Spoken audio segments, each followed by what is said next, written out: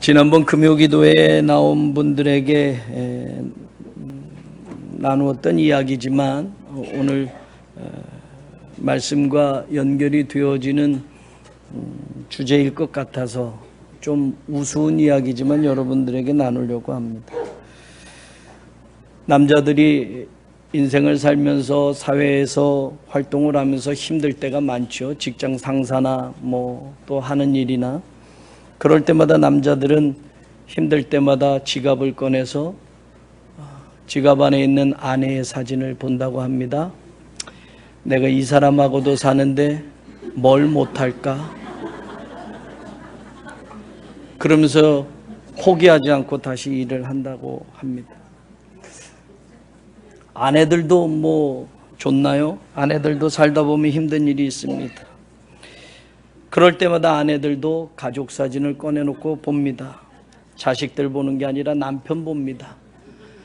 아유, 내가 이것도 사람 만들었는데 뭘 못할까? 그리고 포기하지 않는다고 합니다. 사랑하는 여러분, 인생만 그럴까요? 신앙생활하면서 힘들 때도 있습니다. 교회 다니면서 힘들 때도 있습니다.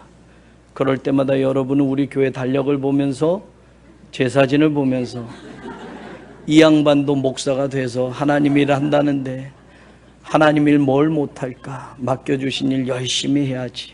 그렇게 포기하지 않기를 바랍니다. 포기하지 맙시다. 이게 오늘 말씀의 중요한 주제가 됩니다. 예수님과 스님이 버스를 탔습니다. 이것도 오늘 말씀의 주제가 되기 때문에 말씀드립니다. 저 이렇게 싱거운 소리 안 하죠, 설교 때. 예수님이 버스를 타고 가시다 중간에 내렸습니다. 그걸 뭐라고 하느냐면 신내림이라고 합니다. 그러다 조금 더 가니까 같이 탔던 스님도 예수님이 내리자마자 얼마 못 가서 스님도 중간에 내렸습니다. 이걸 뭐라고 하느냐? 중도 하차라고. 신앙생활이든 삶이든 힘들더라도 어렵더라도 실패했더라도 아프더라도 포기하지 마십시다. 중도 하차하지 마십시다. 성경을 보면 하나님이 약속하신 가나안을 향해서 가는 출애굽하는 이스라엘 백성들의 이야기가 나옵니다. 그런데 대에 물려서 수백 년 동안 종살이하던 그 생활을 청산하고 사실은 하나님이 약속하신 그 자유를 가지고 그 땅을 향해 가는 도중에 출애굽하던 이스라엘 백성들 가운데는 중도 하차한 사람들이 있습니다. 삼무아, 사밧, 이갈, 발다, 갓디엘, 갓디, 암미엘, 수둘, 나비, 꾸엘. 여러분, 이 사람들의 이름은 출애굽기에 나옵니다. 우리가 보통 이스라엘 지파의 지도자로서 하나님이 약속하신 가나안 땅에 미리 정탐하러 보낸 정탐꾼 12명 가운데 10명의 이름입니다. 우리가 잘 아는 여호수아와 갈렙만 제외하고 나머지 10명은 하나님이 주시겠다고 하는 그 땅을 보고 와서 좋기는 하지만, 정말 좋기는 하지만, 정말 많은 열매가 있기는 하지만 거기에 사는 민족이 너무 크기 때문에 우리는 메뚜기와 같으니 포기하자. 중도 하차했던 이스라엘 지파를 대표하는 지도자들의 이름입니다. 마찬가지로 이스라엘에 출애굽하는 그 여정 속에 레위의 증손자였던 고라, 르우벤 자손이었던 다단과 아비람, 벨렛의 아들이었던 온, 이 네 사람은 이스라엘의 지도자가 되는 250명과 함께 당파를 지어서 모세와 아론을 대적합니다. 하나님이 너희들하고만 있겠느냐?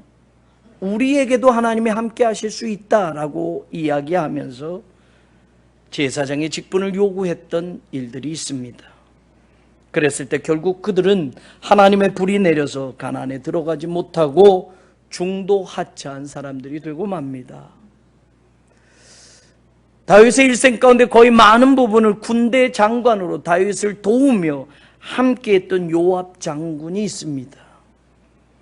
그리고 다윗 곁에서 하나님의 뜻을 이야기하던 제사장 아비아달이 있습니다. 그런데 이 두 사람은 다윗이 늙어서 힘이 없게 되었을 때 다윗을 배신하고 다윗의 넷째 아들이었던 아도니아를 왕으로 세우려고 하는 모반을 꾸밉니다. 그리고 그들은 결국 하나님이 솔로몬을 선택함으로 인해서 신앙의 여정에서, 인생의 길에서 중도하차하고만 사람들이 됩니다. 우리가 잘 아는 예수님의 12제자 가운데 가룟 유다도 마찬가지입니다. 돈 때문에 제자의 길에서 중도하차한 안타까운 예수님의 제자였습니다. 바울과 함께 복음을 전했던 많은 사람들이 있는데 복음 전파에 온 힘을 쏟았던 대만은 세상을 사랑해서 결국 바울의 곁을 떠나며 중도하차하고 맙니다. 지금도 우리가 신앙생활하면서 인생을 살면서 세상의 여건이나 환경이나 그런 일들 때문에 중도하차하고 싶은 때가 있지 않습니까? 인생의 자리뿐만이 아니라 신앙생활 속에서도 때로는 너무 힘들어서 섬기고 봉사하는 자리가 너무 부담되어서 내려놓고 내년에는 그냥 교회만 다닐까? 이 봉사, 이 사역, 이 섬기는 것 너무 힘든데 그냥 교회만 편하게 다니면 어떨까? 에이, 교회 다녀봐도 뭐 좋은 거 하나도 없네. 달라지는 거 하나도 없네. 좋아지는 것 하나도 없네. 그냥 그만 중도하차하고 그만 다녀볼까? 이런 생각 들으셨던 적 없습니까? 오늘 본문 예레미야는 요시야 13년 기원전 627년부터 유다의 멸망이 오는 기원전 586년 바로 그 직후까지의 내용이 기록되어 있는 성경 말씀입니다. 요시야, 여호아스, 여호야김, 여호야긴, 시드기야, 유다의 마지막 이 5 왕들의 행적과 삶의 통치가 기록되어져 있습니다. 그런데 여러분, 희망이 아닙니다. 절망스러운 일들만 계속 되어졌습니다. 여호야김 때 바벨론의 1차 포로로 끌려갑니다. 기원전 606년. 여호야김 때 2차 포로로 또 끌려갑니다. 기원전 598년. 그리고 시드기야 왕, 마지막 왕 때 완전히 예루살렘은 멸망하면서 기원전 586년 유다 백성들은 바벨론으로 포로로 전부, 거의 대부분 중요한 사람들이 붙잡혀가고 끌려갑니다. 완전히 멸망합니다. 이 시대에 하나님이 예레미야를 부르셔서 하나님의 말씀을 전하라고 하시는 겁니다.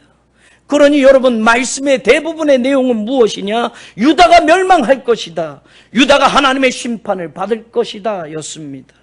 그러니 이 말을 듣는 유다 백성들 누가 좋아하겠습니까? 이 말을 듣는 유다의 왕들 가운데 누가 이 말을 듣겠습니까? 예레미야도 그때의 심정을 이렇게 말합니다. 예레미야 20장 8절에 보면 내가 말할 때마다 외치며 파멸과 멸망을 선포하므로 여호와의 말씀으로 말미암아 내가 종일토록 치욕과 모욕거리가 됨이니이다 라고 말합니다. 10절에서는 이렇게 말합니다. 내 친한 벗도 다 내가 실족하기를 기다립니다. 하나님이 외치라고 하는 말씀은 멸망과 심판이니 아무도 그 말씀을 좋아하지 않는다라는 겁니다. 그래서 그 말씀을 전하는 예레미야를 핍박하고 옥에 가두기도 하고 치욕과 모욕을 주기도 합니다.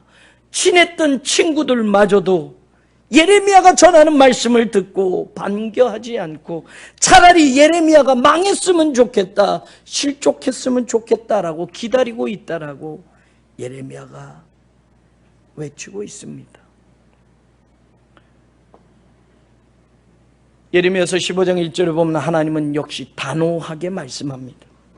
여호와께서 내게 이르시되 모세와 사무엘이 내 앞에 섰다 할지라도 내 마음은 이 백성을 향할 수 없나니 그들을 내 앞에서 쫓아내보내라. 여전히 하나님은 변하지 않습니다. 예레미야에게 단호하게 말합니다. 지금 모세가 여기 있어도 내 마음 변하지 않는다.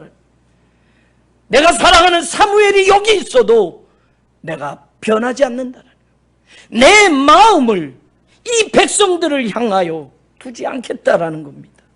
내 앞에서 이들을 쫓아내버릴 거야 라고 단호하게 예레미야에게 말씀합니다.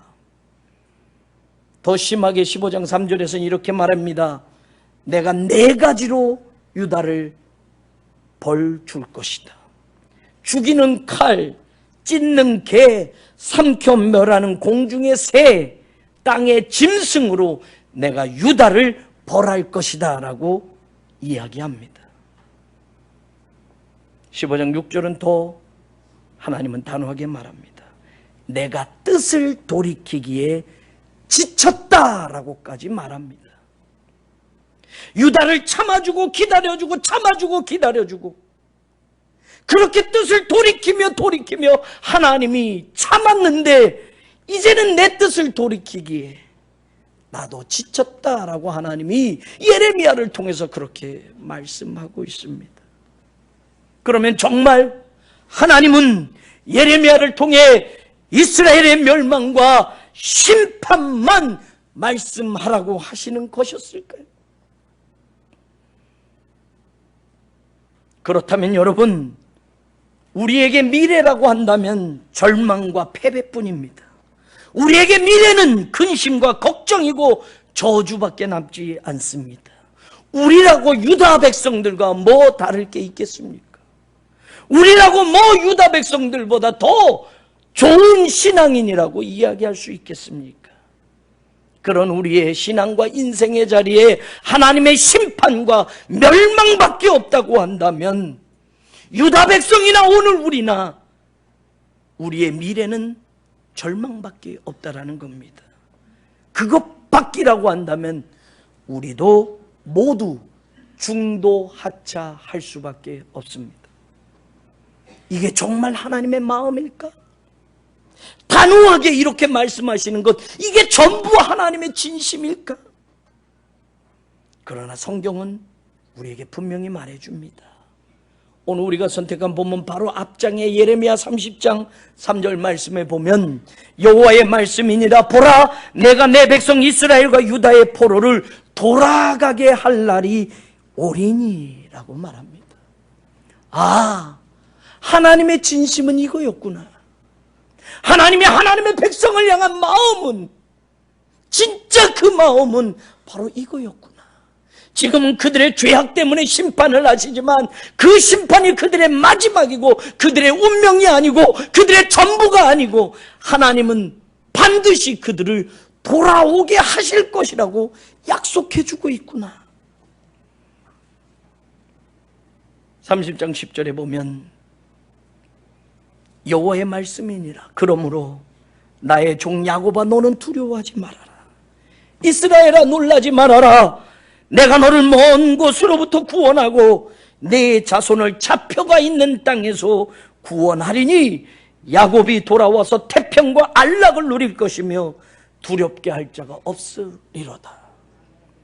지금은 멸망이요, 지금은 심판이요, 그래서 모두가 바벨론으로 붙들려 가게 되겠지만 그게 너희들의 마지막이 아니다라는 겁니다.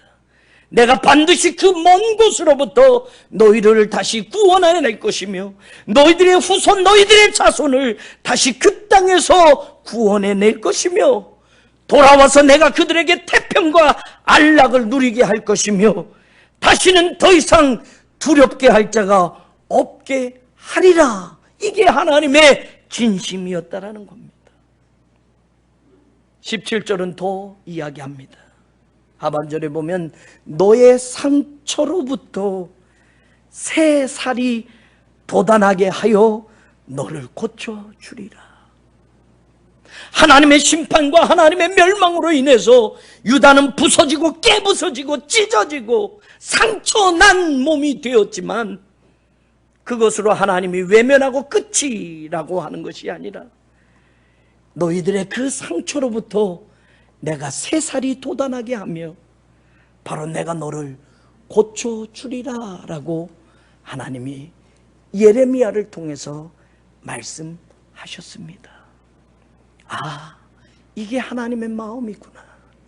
이게 하나님의 백성들을 향하여 비록 그들이 죄악 가운데, 비록 그들이 우상을 숭배하며 하나님을 아프게 했지만 하나님은 끝까지 포기하지 아니하시고 하나님의 백성들을 구원하시고 돌아오게 하시고 상처에 새살이 돋아나게 하시고 아픈 곳을 치료하셔서 하나님이 하나님의 백성을 위로하여 주실 것이구나.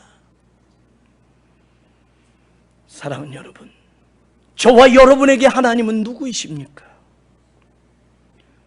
하나님은 어떤 분이시기에 오늘도 우리가 인생의 고통과 쓰라린 현실에서도 포기하지 않고 다시 시작하게 하실 수 있는 겁니까? 도대체 하나님은 우리에게 어떤 분이시기에 신앙의 여정에서도 때로는 힘들어 내려놓고 싶고 그만하고 싶고 중도하차하고 싶을 때 그래도 끝까지 갈 수 있도록 용기를 주시고 위로를 해주시는 겁니까? 도대체 하나님이 누구시기에, 도대체 저와 여러분의 하나님은 어떤 분이시기에 유다가 멸망해가는 그 암울한 현실 속에 바벨론의 포로로 잡혀가고 끌려가는 그런 절망스러운 상황 속에서 하나님은 예레미야를 통해서 하나님이 누구이신지를 분명하게 전하고 있습니다. 그 하나님이 오늘도 우리의 하나님이심을 믿으시기를 원합니다. 3절에 보면 하나님은 이런 분이심을 우리는 알게 됩니다. 옛적에 여호와께서 나에게 나타나사 내가 영원한 사랑으로 너를 사랑하기에 인자함으로 너를 이끌었다 하였노라. 하나님은 우리를 영원한 사랑으로 사랑하시는 분이라고 분명히 예레미야를 통해서 말씀해 주고 있습니다. 미국 러커스대에 헬렌 피셔 교수가 사랑에 빠진 남녀들의 뇌 활동을 연구했습니다. 대부분의 남자와 여자가 사랑을 하게 되면 뇌에서 나오는 호르몬들이 달라진다라는 겁니다. 근데 사랑의 단계가 있는데 그 교수가 연구한 바에 의하면 3가지 단계를 거친다라는 겁니다. 처음에 남녀가 만나서 사랑의 감정을 갖게 될 때 러스트, 서로를 열망하고 갈망하게 된다고 합니다. 그리고 그 단계에서 또 한 단계 사랑이 깊어지면 attraction, 서로 끌려지게 된다고 합니다. 그리고 그 단계에서 또 더 깊은 단계로 가면 여러분 애착, attachment가 생긴다고 합니다. 그래서 대부분의 남자와 여자는 서로 호감이 가고 서로 생각이 되어지면서 서로 사랑이라는 감정이 싹 터지게 되면서 이 3가지의 단계를 거쳐 가면 뇌에서 분비되는 화학물질이 그 단계마다 다르다라는 것을 연구를 통해서 밝혀냈습니다. 그래서 그 첫 번째 단계, 서로 갈망하는 러스팅하는 그 단계에서는 테스토스테론과 에스트로겐이라는 호르몬이 만들어진다고 합니다. 그래서 그 호르몬의 힘에 의해서 그런 감정을 갖게 된다는 거죠. 그리고 그 다음 사랑의 단계에 빠지게 되면 서로 끌리는 단계, 어트랙션 단계에 가면 그 다음에 나오는 호르몬은 도파민, 노레피네프린이라고 하는 일명 아드레날린이라고 하는, 그리고 세로토닌, 우리가 잘 아는 바로 그 세로토닌 같은 화학물질이 그 2번째 단계에서 만들어진다고 합니다. 그리고 마지막 서로가 아주 애틋하게 사랑하는 그 어태치먼트, 애착의 단계에 이르게 되면 뇌에서 옥시토신과 바소프레신이라는 이 화학물질이 분비되면서 그 사랑을 더욱 지속해주고 밀착하게 만들어준다는 겁니다. 그래서 사랑이라는 이 감정은 뇌에서, 몸에서 분비되는 호르몬과 화학물질의 작용에 영향을 받는다는 것이 연구 결과로 밝혀낸 것이었습니다. 그런데 문제는 뭐냐? 우리 몸에서 그 사랑의 화학물질이 영원히 계속 무한정 분비되느냐? 그렇지 않다라는 거예요. 그래서 젊을 때는, 결혼 전에는 그 사람 없이는 절대로 못 살 것 같다가 살다 보면 안 보면 오히려 편할 때도 있습니다. 결혼 생활이 사랑의 감정만 가지고 살지 않으면 우리는 압니다. 살다 보니 미운 정, 고운 정 다 들어서 살게 되는 거죠. 연애 시절의 사랑의 그 감정, 그거 하나 붙들고 평생을 살아가시지는 않죠. 저도 20년 됐는데 그 감정은 그래요, 여러분. 미국 코넬 대학 인간행동연구소에서 5,000명의 사랑의 감정을 느끼는 남자, 여자를 연구해봤어요. 그 호르몬이 분비되고 화학물질이 분비된다고 하니까. 그런데 이 화학물질이, 이 호르몬이 언제까지 분비되느냐? 짧으면 18개월, 길면 약 한 30개월 정도 지나게 되면 대뇌에서, 우리 인간의 대뇌에서 그 호르몬에 대한 항체가 나온다고 합니다. 그래서 더 이상 화학물질이 생성되지 않는다는 거예요. 그러니 사랑의 감정은 뇌의 화학적 반응이다라고 연구에 발표를 하게 된 겁니다. 우리가 사랑을 감정으로만 한다면요, 그 감정 계속 지속되지 못합니다. 감정이 어느 순간 싸늘하게 식을 때가 있어요. 그건 왜냐? 내 몸에서, 내 뇌에서 그런 화학물질이 더 이상 분비되지 않기 때문에 그렇습니다.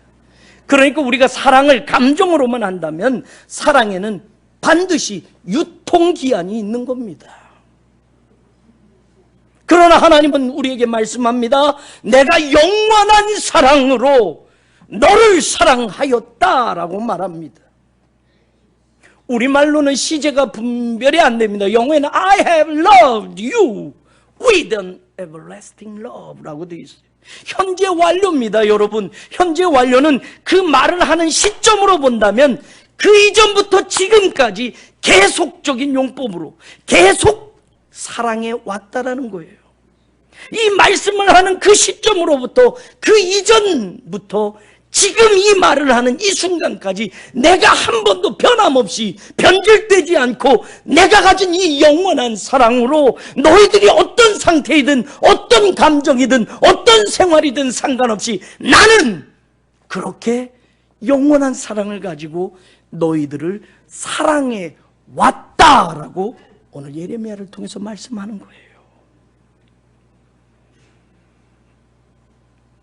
지금까지 변함없는 사랑으로 하나님은 하나님의 백성들을 사랑해 오셨다라는 것을 우리는 알게 됩니다.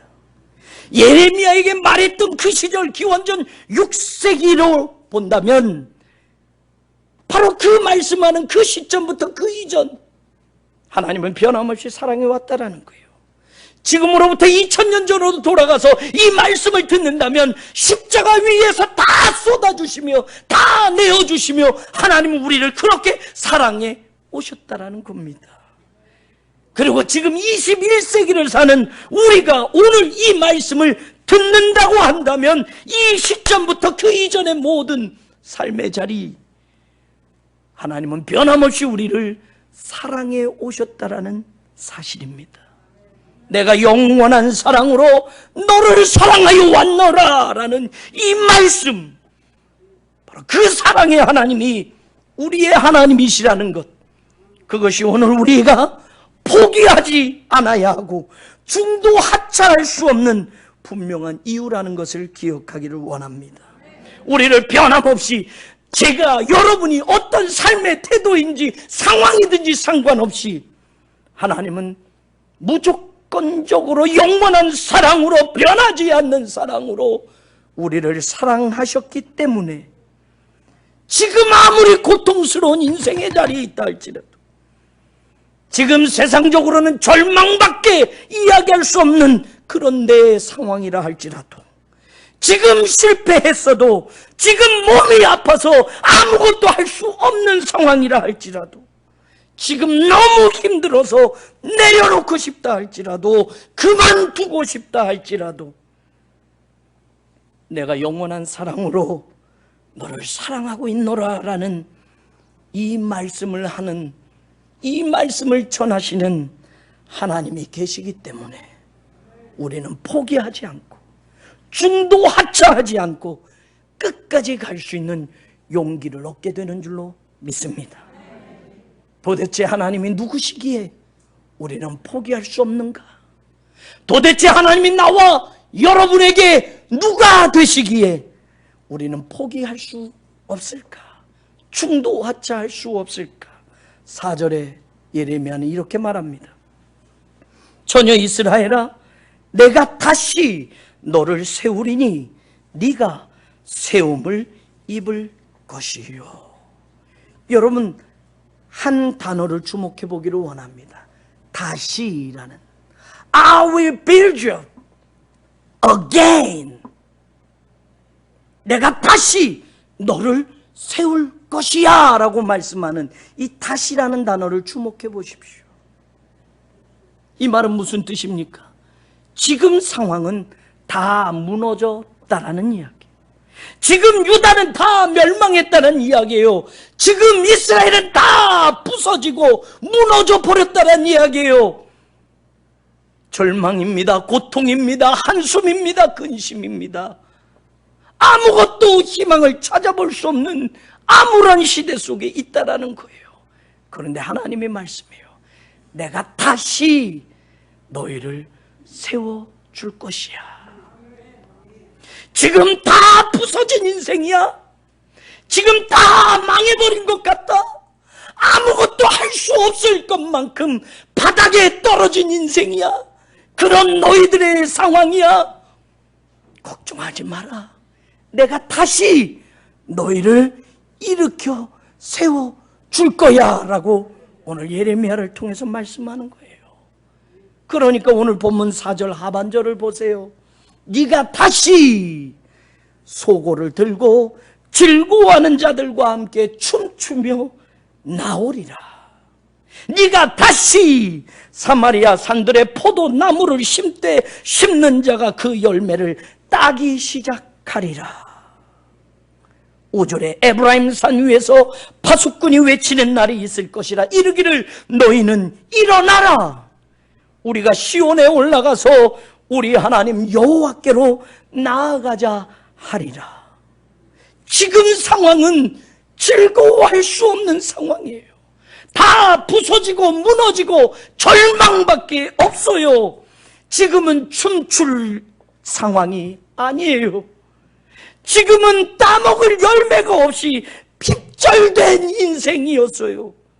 일어날 수 없이 쓰러져서 절망밖에 할 수 없었는데, 시온을 향하지 못하고 하나님을 등지면서 살았던 절망의 인생이었는데, 이제는 우리를 다시 세워주시는 하나님이 우리 하나님이시기 때문에 우리는 다시 일어설 수 있는 것이며, 예레미야는 그러기 때문에 우리는 이 절망 가운데서도 포기하지 않고 중도 하차하지 않고 희망을 노래하자라고 말하는 겁니다. 누구도 포기하지 말라고 외치는 겁니다. 중도 하차는 하나님의 뜻이 아니라는 겁니다. 사랑하는 여러분, 하나님이 다시 세워주시면 우리는 다시 세워지게 될 줄로 믿습니다. 우리는 다시 노래하게 될 줄로 믿습니다. 우리는 다시 춤을 추는 기쁨을 회복하게 될 줄로 믿습니다.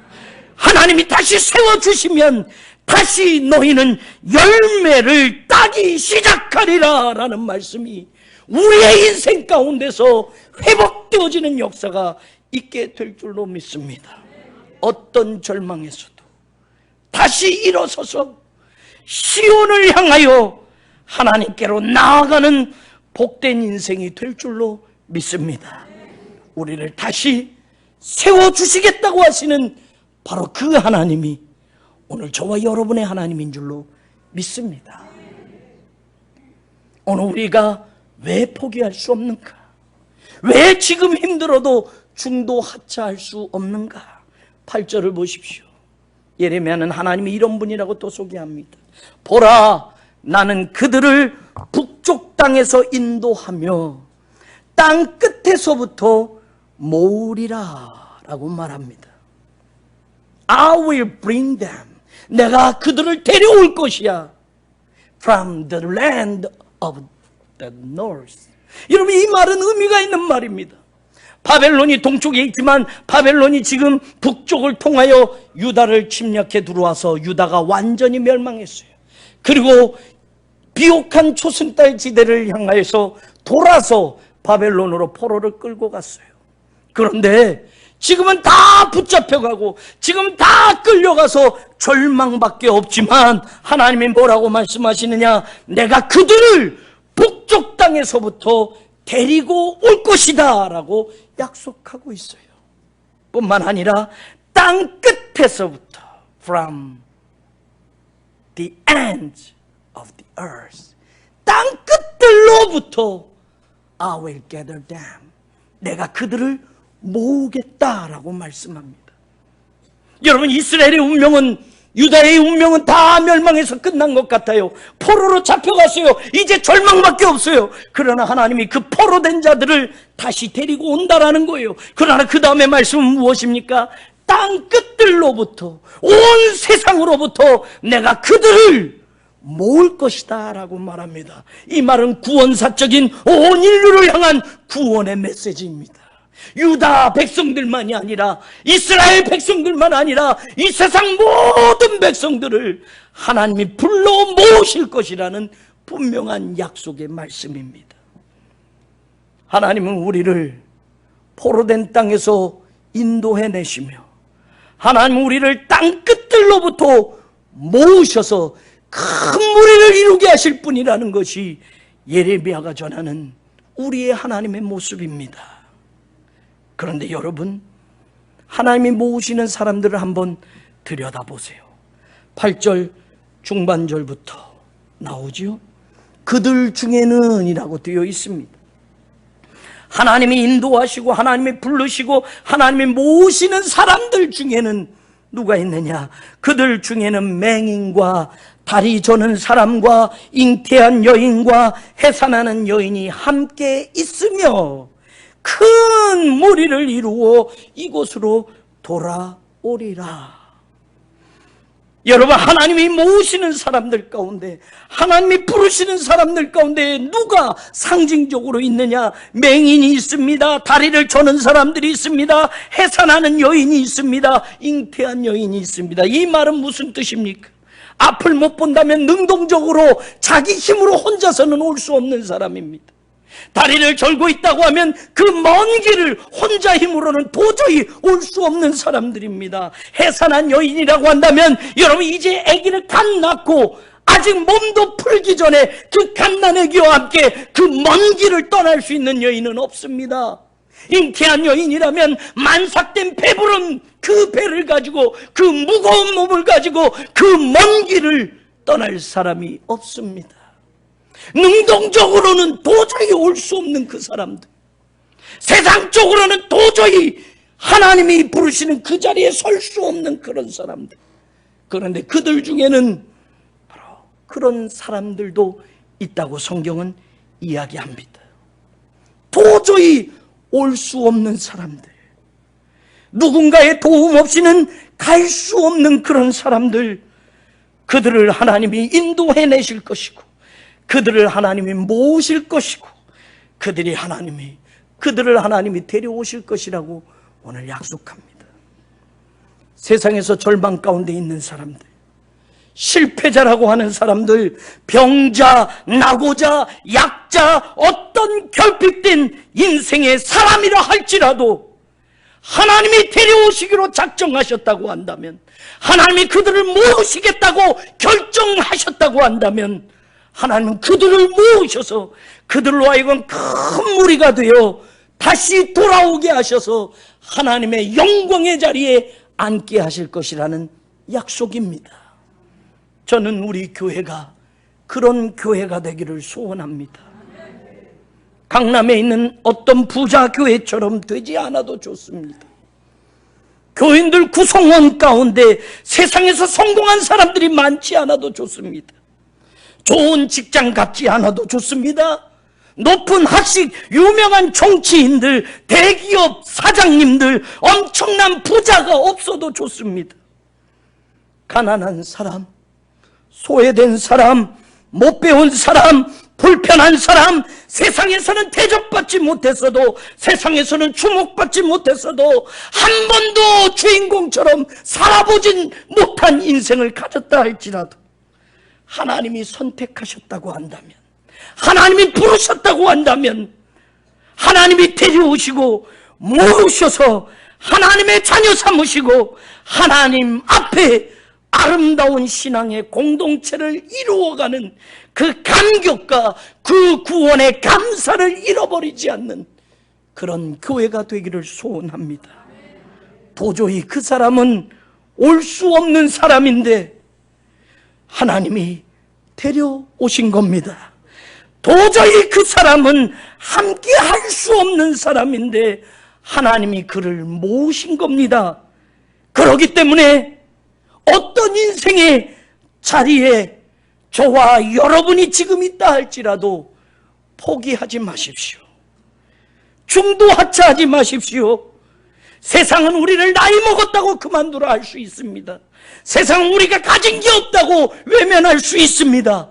세상은 우리의 조건 때문에 우리를 차등들 수 있습니다. 그러나 하나님은 도저히 올 수 없는 그런 사람들, 도저히 능동적으로는 함께 할 수 없는 그런 사람들조차도 하나님이 데려오시고 부르시고 모으셔서 큰 무리를 이루어 하나님의 역사를 새롭게 쓰게 하시는 줄로 믿습니다.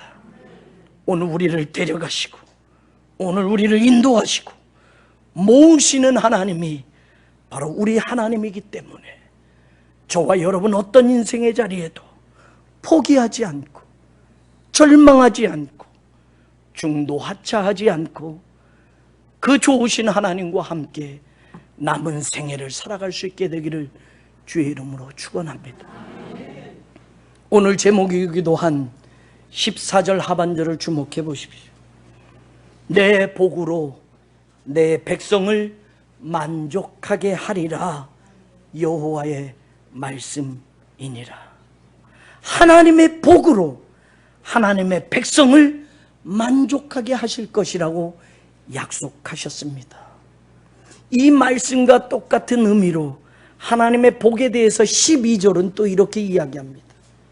그들이 와서 시온의 높은 곳에서 찬송하며 여호와의 복, 곧 곡식과 새포도주와 기름과 어린 양의 때와 소의 때를 얻고 크게 기뻐하리라. 그 심령은 물된 동산 같겠고 다시는 근심이 없으리로다 할지어다. 이 말씀 속에 여러분 12절에 그들이 와서 시온의 높은 곳에서 찬송하며 여호와의 복, 그러면서 그것을 얻고 크게 기뻐하리라 라고 우리 성경은 이야기합니다. 그런데 크게 기뻐하리라 라고 번역된 이 말은 의역입니다. 먼저 성경에는 모일 것이다 라는 말을 했어요. 그것은 히브리어 단어의 의미가 조금 들어가 있는 말이에요.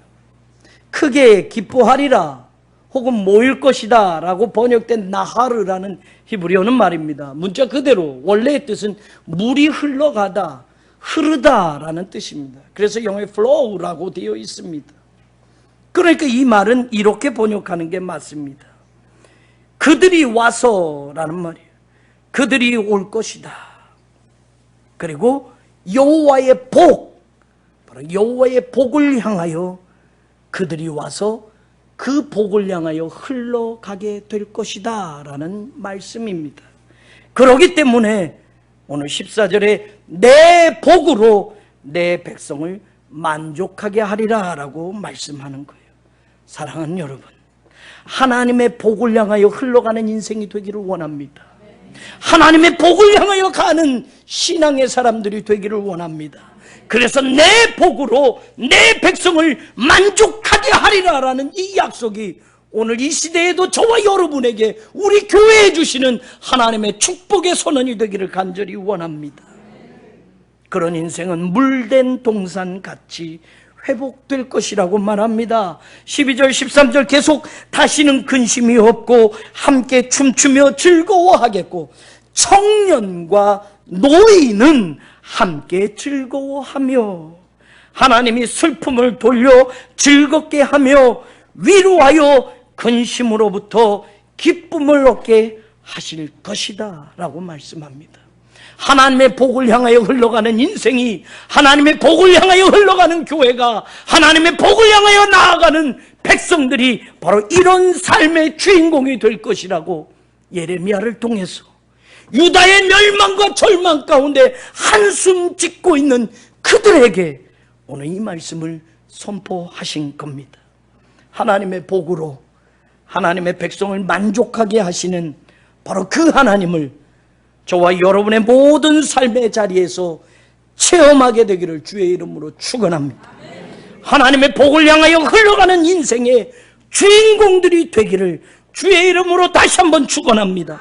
절대 포기하지 마십시오. 내려놓지 마십시오. 중도 하차하지 마십시오.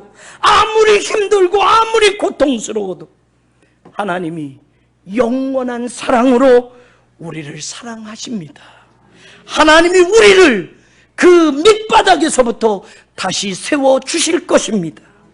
하나님이 인도하시고 모아주실 겁니다.